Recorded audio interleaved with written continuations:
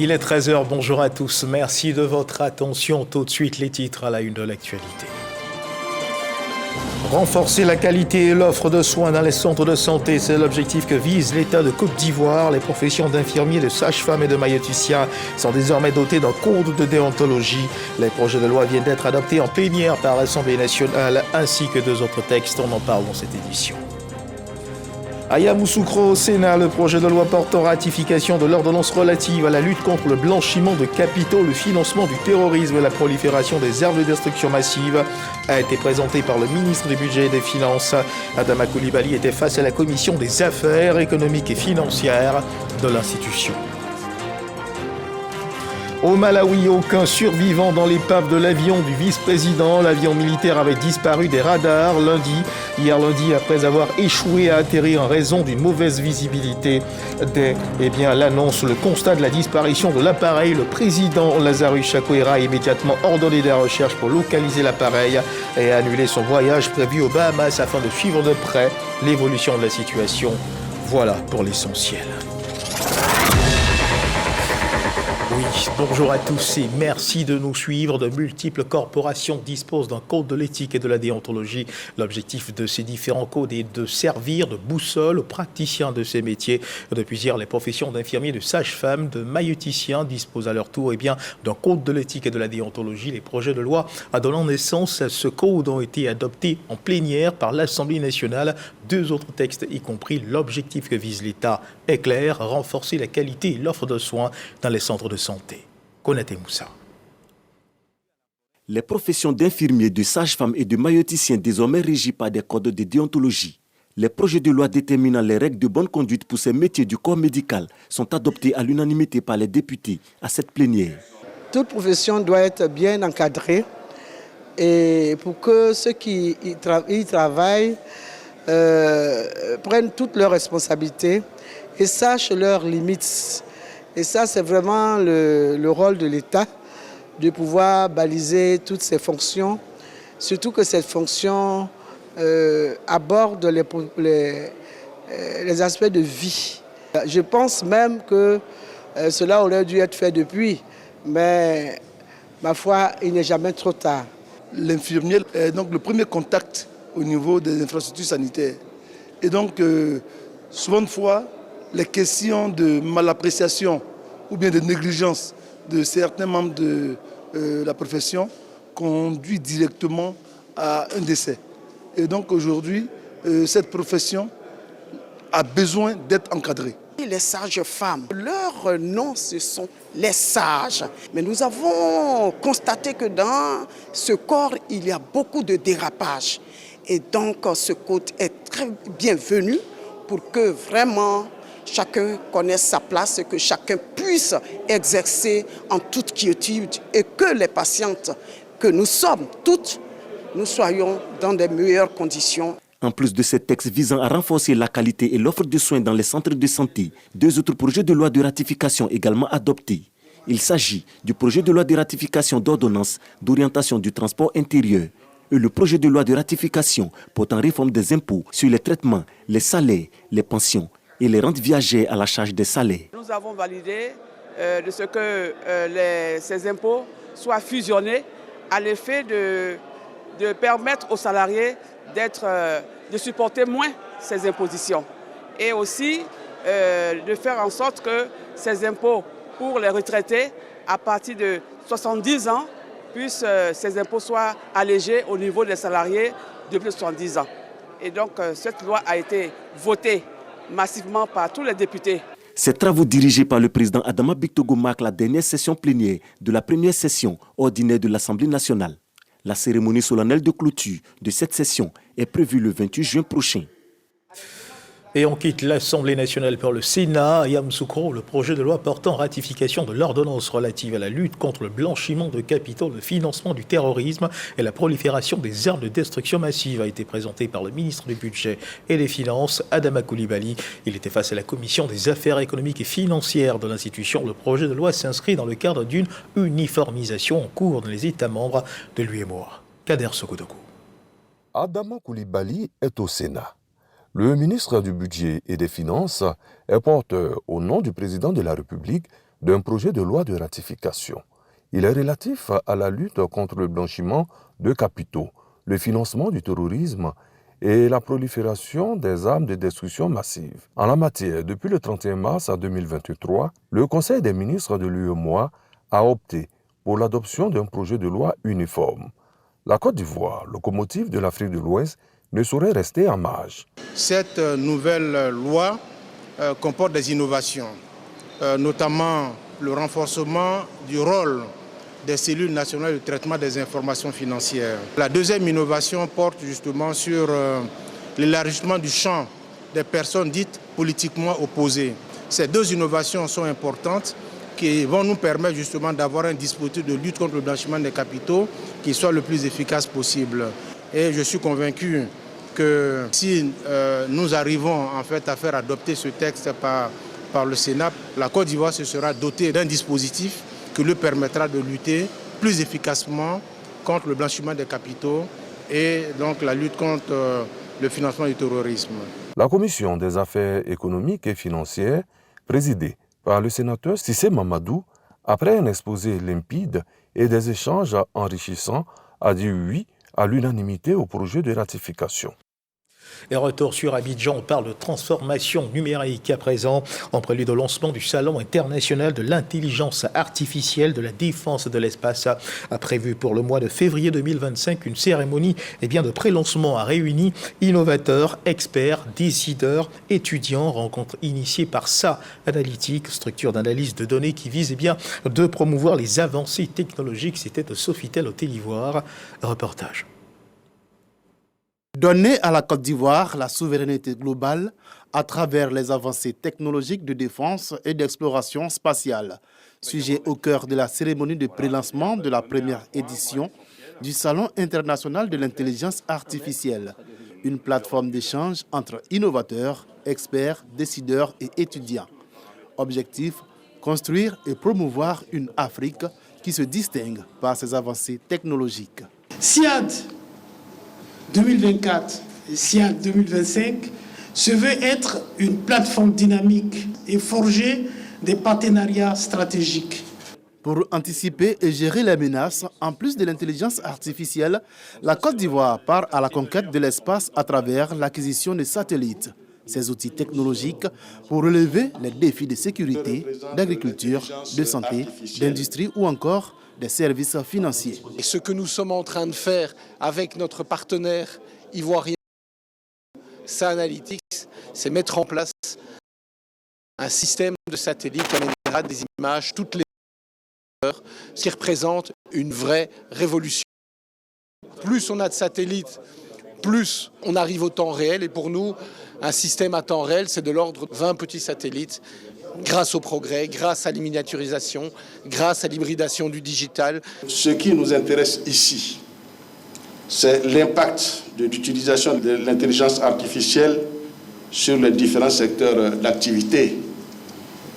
Aujourd'hui, l'intelligence artificielle est en passe de devenir un élément incontournable de gouvernance moderne, notamment dans les secteurs de la santé, de la fabrication industrielle, des services financiers et de la sécurité. Le lancement du Salon international de l'intelligence artificielle, de la défense et de l'espace se tiendra en février 2025 au Parc des Expositions d'Abidjan.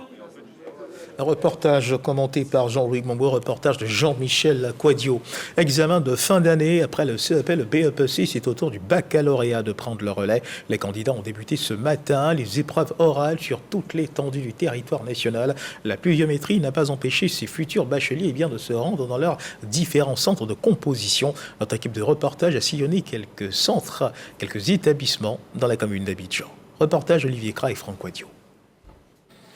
Sérénité, de l'espoir, de la confiance, des visages bien marqués. Ils sont plus de 700 élèves ici, dans cette salle d'attente au lycée moderne de Cocody. Ce sont les épreuves orales du baccalauréat. Des heures d'attente et le moment attendu, Grâce appréhende l'instant.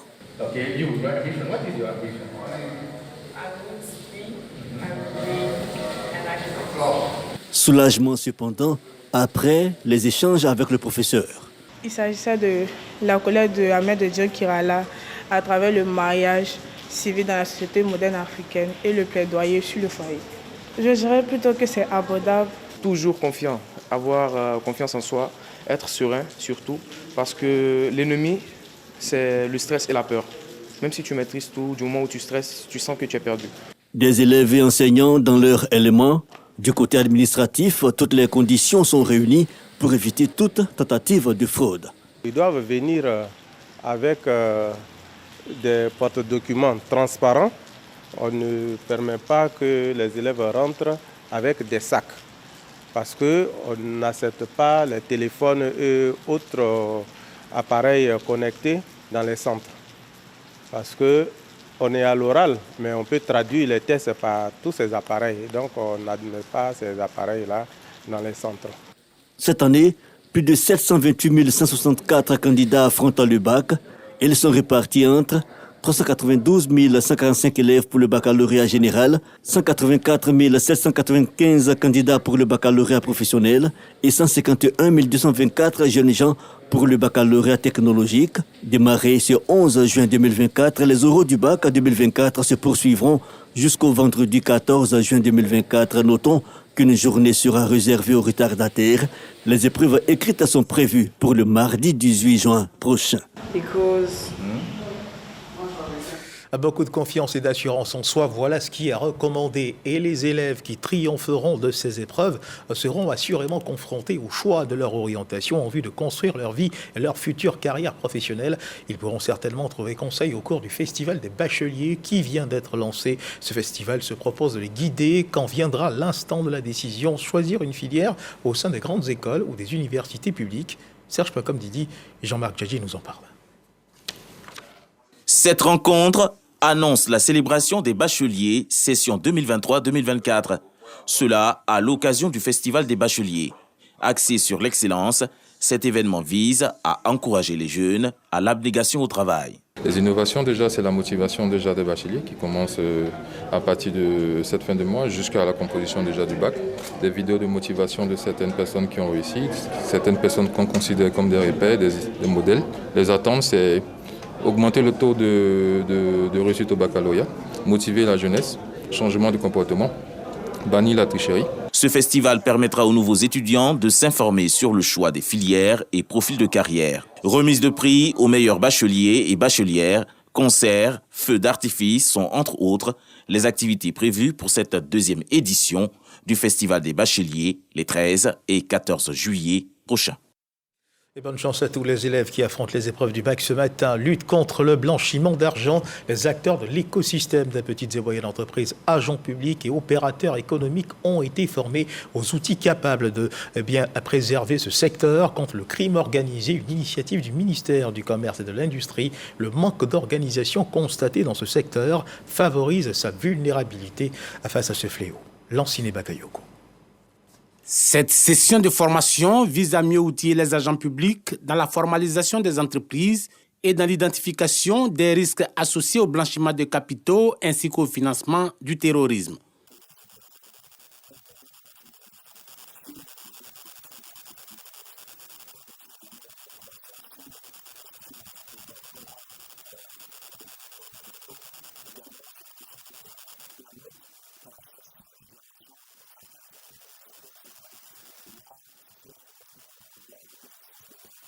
En dehors des agents du ministère du Commerce, les PME, surtout celles qui font leurs transactions avec du cash, sont fortement exposées au recyclage de l'argent du crime.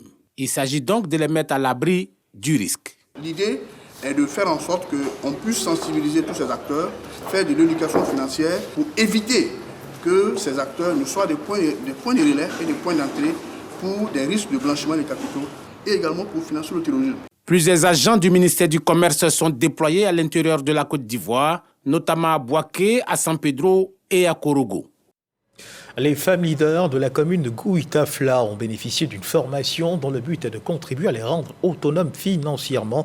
Une fois cela fait, elles pourront contribuer plus efficacement au développement de leur région. Formation initiée par la municipalité avec le soutien de la Banque africaine de développement et de l'ambassade des États-Unis en Côte d'Ivoire. Chris Diomandé, Jean-Marc Djadji. promouvoir l'autonomisation économique et sociale des femmes et créer un réseau de femmes leaders et engagées. Des questions abordées lors de ce séminaire de formation des femmes leaders de Goïtafla. Ce séminaire, pour moi, est une occasion idéale avec les femmes de Goïata. Les femmes leaders de Goliath puissent non seulement améliorer leurs compétences en leadership, mais aussi comprendre les mécanismes disponibles pour soutenir leur autonomisation. La BAD est déterminée à travailler avec les partenaires locaux pour renforcer les capacités des femmes, leur permettant ainsi de devenir des moteurs de croissance et de développement dans leur communauté. Très fière des femmes qui ont terminé leurs études ce matin et elles symbolisent la nouvelle génération en Côte d'Ivoire. Une initiative de la municipalité de la dite localité qui vise à renforcer les capacités des participantes. Il fallait promouvoir le leadership, surtout le leadership des femmes gourous. On sait tous que ce sont des femmes battantes, donc il fallait quand même une formation pour pouvoir les appuyer et aussi chercher aussi des financements. Le message que je dirais à toutes ces femmes, c'est de rester mobilisées parce que la mairie a mis un fonds de financement pour financer toutes ces dames, les aider à aller de l'avant afin d'être des modèles pour la jeunesse ivoirienne et surtout pour les femmes. Dans sa politique d'autonomisation de la femme, la mairie de Goïtafla entend multiplier ses actions en vue de donner plus de chances aux femmes d'être des leaders. Et de Goïtafla, on se rend à Dakpadou, dans la sous-préfecture de Sassandra, où les femmes rurales ont été célébrées, reconnaissant à la première dame Dominique Ouattara. Une centaine de femmes rurales bénéficient du fonds FAFSI à hauteur de 15 millions de francs à CFA à la faveur de la célébration de la fête des mères. Dans le village, un hommage a été rendu à la première dame Dominique Ouattara pour les actions en faveur de l'autonomisation des femmes de cette région. Sam Conan. Ni la pluie qui s'abat sur le Bas-Sassandra, ni les routes difficilement praticables n'ont pu freiner la détermination des femmes de la sous-préfecture de Dakpadou. Elles se sont rendues massivement dans le village de Diakwakoukro pour la 3e édition de la fête des mères. La raison de cette motivation, il s'agit pour les mamans de rendre hommage à la première dame Dominique Ouattara à travers le fonds FAFSI, dont elle bénéficie à hauteur de plus de 15 millions de francs CFA. À Madame Dominique Ouattara, première dame, nous disons infiniment merci. Merci pour les FAFSI dont nous avons bénéficié et qui nous ont aidés à soutenir nos différentes familles. Nous dédions cette journée à une grande dame, oui, à une grande dame, Madame Dominique Ouattara, qui œuvre pour l'épanouissement des femmes. Le sous-préfet Oma Viviane Manissan, tout en félicitant les mamans pour leur engagement à se prendre en charge, les exhorte à l'union et surtout à rembourser les prêts. Il va applaudir très fort Madame Dominique Ouattara pour tout ce qu'elle fait pour les femmes de Côte d'Ivoire grâce à ce fonds. En lui dédiant cette 3e édition de la fête des mères, afin de lui exprimer toute votre gratitude, votre reconnaissance pour avoir changé la vie de nombreuses femmes. Mais il faut rembourser ce crédit afin de permettre aux autres femmes de bénéficier à leur tour de ce fonds. Chants, danses et remises des cadeaux aux mamans ont mis fin à la 3e édition de la fête des mères à Dakpadou. Un reportage a signé Sam Conan. L'Université d'été africaine d'économétrie, ouverte au sein de l'École nationale supérieure de statistique et d'économie impliquée en abrégé ENCA. L'Université d'été africaine d'économétrie se fixe pour objectif de fournir une plateforme d'apprentissage, de partage de connaissances et de réseautage à ses participants. L'événement académique vise de promouvoir la recherche de l'enseignement en économétrie, un domaine crucial pour le développement économique du continent. Reportage Jean-Louis Wangbo. Ils sont doctorants, jeunes professeurs et professionnels de la recherche de diverses institutions africaines et étrangères, venus renforcer leurs capacités dans un domaine qui se veut crucial pour le développement économique du continent, l'économétrie. Ils ont choisi pour ce faire l'Université d'été africaine d'économétrie, qu'abrite cette année l'NCA à Abidjan. Je suis une jeune économiste et j'interviens dans la microéconomie et aussi dans la macroéconomie. Donc je veux améliorer les perspectives. C'est une opportunité que l'NCA me donne de me former aujourd'hui avec d'excellents et chevronnés économistes et statisticiens dans le domaine de l'économétrie. L'Université d'été africaine d'économétrie couvre plusieurs thématiques comme le rôle de la technologie dans la transformation structurelle de l'Afrique subsaharienne ou les défis de l'emploi en Afrique. Donc, il est important de pouvoir instruire tous ces jeunes professionnels, ces praticiens, à ces techniques, de telle sorte que finalement, il y a des meilleures propositions, il y a des meilleures recherches qui vont informer le développement. Nous disons que la recherche au service du développement, et ça c'est quelque chose qui essaie de promouvoir l'NCA à travers l'organisation de cette activité. 60 économistes prennent part à cette session de l'Université d'été africaine d'économétrie, événement académique qui se tient en prélude de la conférence africaine de la société d'économétrie à Abidjan. Et voici un geste qui mérite d'être imité. La municipalité de Cocody a fait don d'une ambulance au CHU de Cocody. La remise officielle s'est tenue hier lundi en présence du premier magistrat de la commune. Une action de la mairie qui s'inscrit dans le cadre de son programme quinquennal de développement du système sanitaire. Khalil Diomandé. C'est une ambulance d'une valeur de 35 millions de francs CFA que vient d'offrir le maire Jean Makiassé au CHU de Cocody.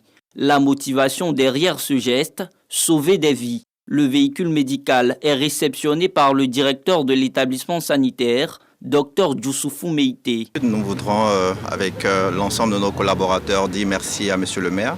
Il y a quelques mois, c'était des couveuses. Il y a quelques années, c'était un incinérateur. Aujourd'hui, c'est une ambulance. Donc je pense que l'objectif de la municipalité, c'est de faire en sorte que le CHU de Cocody soit le véritable centre de référence. Nous recevons pas que les habitants de Cocody, toute la Côte d'Ivoire, donc la population ivoirienne, pour nous permettre d'être un peu plus efficaces et pour répondre aux besoins de santé de nos populations. Encore une fois de plus, merci Monsieur le maire. C'est un plaisir pour nous, le conseil municipal et moi-même, de pouvoir accompagner nos administrés, accompagner le CHU. Nous avons promis, avec un besoin que certains médecins avaient exprimé. Et puis, dès qu'on a eu notre budget, mais écoutez, on a fait le nécessaire pour pouvoir satisfaire les administrés et sauver des vies. Cette nouvelle ambulance sera affectée au pôle gynéco-obstétrique et pédiatrique du CHU de Cocody. Un pôle dédié à la prise en charge des femmes en état de grossesse et des enfants. L'ouverture de la première édition du Forum international des sciences analytiques et contrôle en qualité. On en parle dans cette édition. Les enseignants-chercheurs sont réunis à l'université Félix Houphouët-Boigny d'Abidjan. Ils ont eu des échanges portant sur la qualité des aliments et des médicaments consommés par la population. Mariam Sangaré et Jean-Marc Djadji nous en disent davantage. Première édition du Forum international des sciences analytiques et contrôle de qualité. Un rendez-vous des enseignants-chercheurs du domaine de la pharmacie et de la biologie. Plusieurs thématiques sont au cœur de cette rencontre, à savoir la question de la protection de l'environnement, la qualité des médicaments et la sécurité alimentaire. Les aliments que nous retrouvons sur nos marchés peuvent être soumis ou exposés à différents contaminants, y compris des métaux lourds, les mycotoxines, etc. Donc il est important qu'il y ait une sorte de surveillance de ce qu'on retrouve sur nos marchés. Planter des arbres, c'est important pour protéger l'environnement, c'est aussi important pour protéger la santé publique, parce que l'arbre, c'est la vie. C'est grâce aux forêts que nous pouvons nous targuer d'avoir une économie forte basée sur l'agriculture ou les pêcheries. Ces assises réunissent des experts dans divers domaines. L'initiative bénéficie du soutien du ministère de l'Enseignement supérieur et de la Recherche scientifique. La sécurité alimentaire est quelque chose d'actualité qui interpelle tout le monde et dans lequel toute la population est mobilisée. Et de plus en plus, on observe des campagnes de sensibilisation vis-à-vis de la population, mais aussi des acteurs dans les domaines environnementaux ou de la santé. Et c'est louable. Et des formations aussi sont dans ce sens. Le Forum international est organisé en association avec l'autorité ivoirienne de régulation pharmaceutique qui a pour rôle de promouvoir et sensibiliser sur la bonne qualité des produits pharmaceutiques.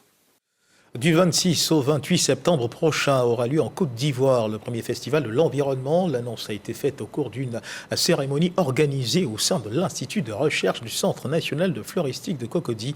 Les détails avec Malika Koulibaly.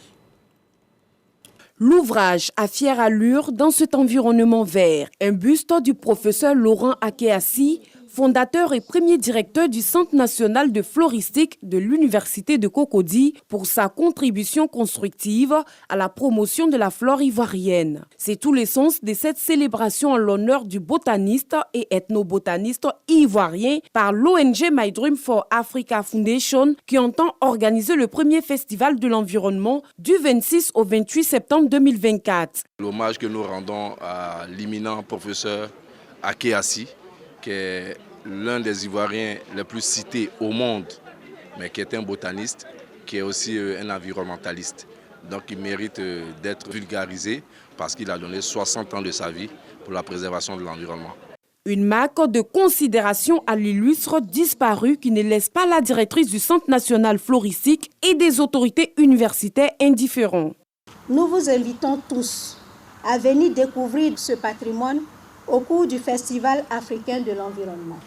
Je réitère nos remerciements aux organisateurs pour avoir choisi le Centre national de floristique pour abriter le Festival africain de l'environnement.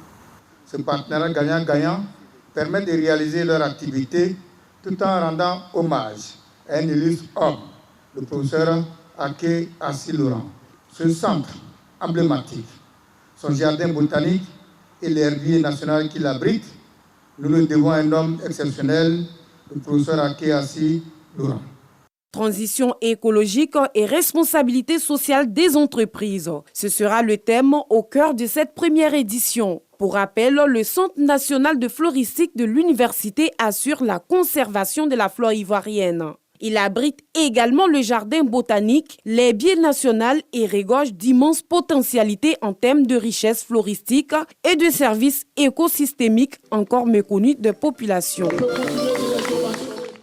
Yamoussoukro, la capitale politique ivoirienne, se donne un nouveau cadre d'échange pour accentuer son développement. Le conseil de sous-préfecture, une lucarne d'échange de concertation entre le sous-préfet et les représentants des différentes couches sociales de la population. Au cours des travaux, plusieurs sujets sont abordés, notamment les infrastructures de développement propices à l'épanouissement et au bien-être des habitants du périmètre et de la sous-préfecture. Kader Sogodogo. Première session du conseil de la sous-préfecture de Yamoussoukro. Les forces vives locales répondent à l'appel du sous-préfet. Un cadre pour échanger sur les actions de développement. La réunion a permis de valider un plan d'action. C'est des structures que l'État met en place donc pour que les populations puissent contribuer à la planification du développement local. Alors aujourd'hui, on vient donc, dans la première session, d'adopter un programme d'action. Donc, qui a consisté à mettre en œuvre donc, des actions qui ont tendance à pouvoir donc resserrer les liens, en tout cas avec la cohésion au niveau de Yamoussoukro. Parce que nous voulons faire de Yamoussoukro la vitrine de la paix. Nous voulons créer vraiment un cadre pour former nos chefs de village sur l'organisation, sur le fonctionnement donc, des villages. Cela va aider à réduire donc, les litiges et les différends avec les autres membres donc, de la société. Sécurité, environnement et questions d'intérêt général. Une rencontre enrichissante. Une deuxième réunion du conseil de la sous-préfecture est prévue pour la fin de ce mois de juin. Elle sera précédée par un renforcement des capacités de l'ensemble des chefs traditionnels de Yamoussoukro. Ici à Abidjan, précisément à Yopougon, à l'occasion de son 50e, l'école ivoirienne des Sceaux a organisé une conférence portant sur la gestion financière de la carrière du fonctionnaire, la préparation d'une bonne retraite. Cette journée avait pour objectif d'expliquer le processus de la préparation d'une bonne retraite et son importance dans la vie du fonctionnaire. Mariam Sangaré, Didier Nguessan. Les fonctionnaires de l'école ivoirienne des Sceaux sensibilisés à une bonne gestion financière pour préparer la retraite. Une initiative de la mutuelle des agents de l'école ivoirienne des Sceaux. Gestion financière de la carrière du fonctionnaire, défi d'une bonne retraite était le thème retenu pour cette rencontre. Quand vous êtes en activité, que vous cotisez pour la retraite complémentaire, quand vous êtes à la retraite, cet argent que vous avez cotisé vous revient. Et donc c'est pour cela que les agents de la SEGRAE sont là, afin de mieux expliquer à nos collaborateurs l'intérêt à souscrire à ce produit de sécurité sociale. Avec près de 60% des agents enregistrés à la retraite complémentaire, Clarisse Neba, présidente de la mutuelle, invite ses collaborateurs à préparer leur retraite sainement. Nous sommes pratiquement plus de 60% de travailleurs qui ont adhéré à ce produit de la SEGRAE et de notre ministère. Et nous organisons cette conférence pour permettre aux 40 autres de pouvoir s'inscrire dans la droite ligne de ce produit. Plusieurs personnes se sont faites enrôler pour bénéficier de ce produit de la SEGRAE. Et dans l'actualité internationale au Malawi, aucun survivant dans l'épave de l'avion du vice-président. L'avion militaire avait disparu des radars hier lundi après avoir échoué à atterrir en raison d'une mauvaise visibilité. Économiste de formation ayant travaillé pour plusieurs multinationales, Solos Chilima, personnage central de la vie politique locale. Notons que le président Lazarus Chakwera a immédiatement ordonné des recherches pour localiser l'appareil et annuler son voyage prévu aux Bahamas afin de suivre de près la situation, et cela dès l'annonce de la disparition de l'avion transportant à son bord le vice-président. Voilà qui marque la fin de cette édition. Merci de nous avoir suivis. Agréable début d'après-midi. Dieu garde la Côte d'Ivoire.